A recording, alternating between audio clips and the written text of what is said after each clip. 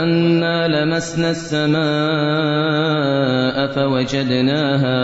فَوَجَدْنَاهَا مُلِئَتْ حَرَسًا شَدِيدًا